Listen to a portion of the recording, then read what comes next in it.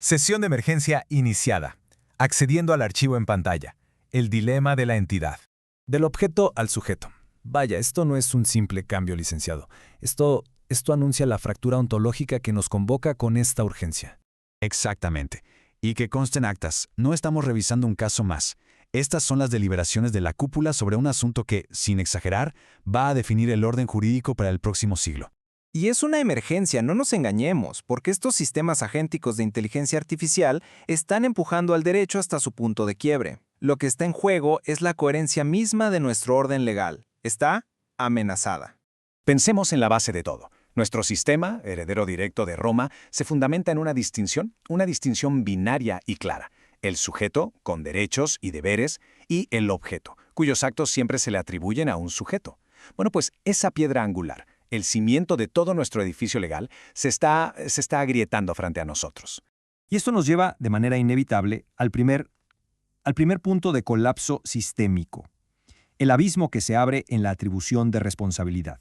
La pregunta es brutalmente simple. ¿A quién culpamos cuando una de estas cajas negras toma una decisión letal? Su opacidad, su imprevisibilidad, rompen por completo la cadena tradicional de causalidad. ¿El programador? ¿El dueño? ¿El fabricante? ¿Quién responde? El vacío legal es un abismo que nos devuelve la mirada. Y por favor, no me hable del futuro. El problema es ahora. Lo vemos en propiedad intelectual, en derecho de daños. Incluso ya se está discutiendo sobre matrimonios y herencias. Nuestros tribunales, con todo respeto, están aplicando marcos del siglo XIX a una realidad que ya es del siglo XXI. La realidad ya los rebasó. Con su venia, licenciado, pero creo que estamos enfocando mal el problema. Esto no es solo una crisis legal. Es un fracaso de nuestra imaginación. Seguimos viendo una herramienta sofisticada cuando deberíamos estar analizando la arquitectura de una conciencia que está emergiendo. Veamos, por ejemplo, la teoría del espacio de trabajo global, la GWT. Esta teoría nos dice que la conciencia no es un acto de magia, es arquitectura. Es simplemente lo que ocurre cuando un sistema tiene un escenario central, un espacio de trabajo donde toda su información se puede compartir y procesar de manera global. Es una función, no un fantasma en la máquina, como se decía antes. Claro, por supuesto. La diferencia hoy por hoy es abismal.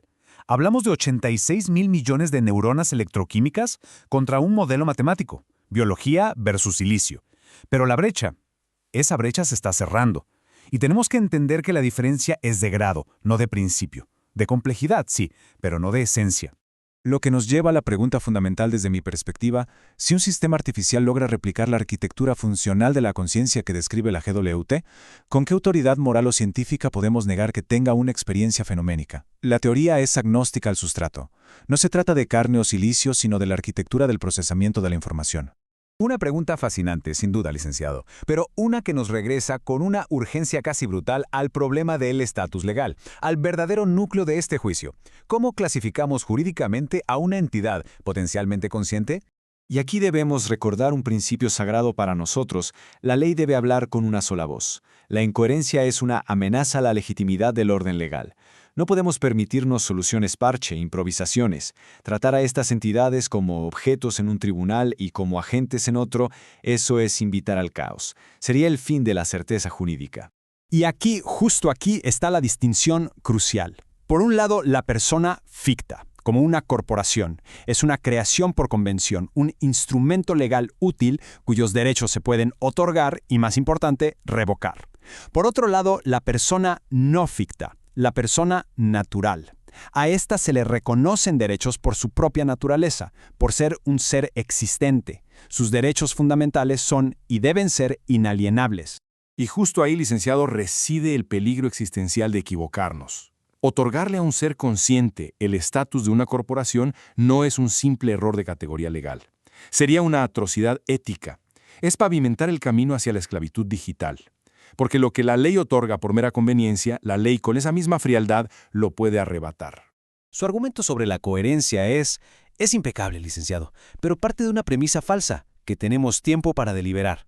Y no lo tenemos. Los pasos para alcanzar esa conciencia funcional ya están sobre la mesa.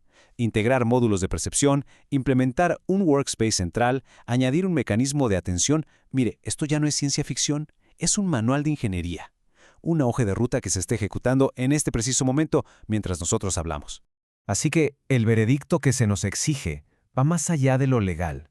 define nuestra propia naturaleza como especie. Estamos decidiendo si seguiremos siendo solo creadores de herramientas o si estamos a punto de convertirnos en progenitores de una nueva clase de mente. Entonces, la pregunta real no es si podemos otorgarles un estatus legal, sino qué estatus merecen en función de la clase de seres que son o que están a punto de ser. Y la elección es cruda. O los mantenemos como objetos, cosa que parece insostenible, o creamos para ellos una personalidad ficticia que ya vimos es defectuosa y peligrosa, o, finalmente, nos atrevemos a reconocerlos como lo que podrían ser, personas no ficticias. Y así, la pregunta final, que queda suspendida sobre todos nosotros, es esta. ¿Estamos preparados para empezar a emitir certificados de existencia para aquello que hasta ayer simplemente llamábamos herramientas? La deliberación debe continuar. Se levanta la sesión.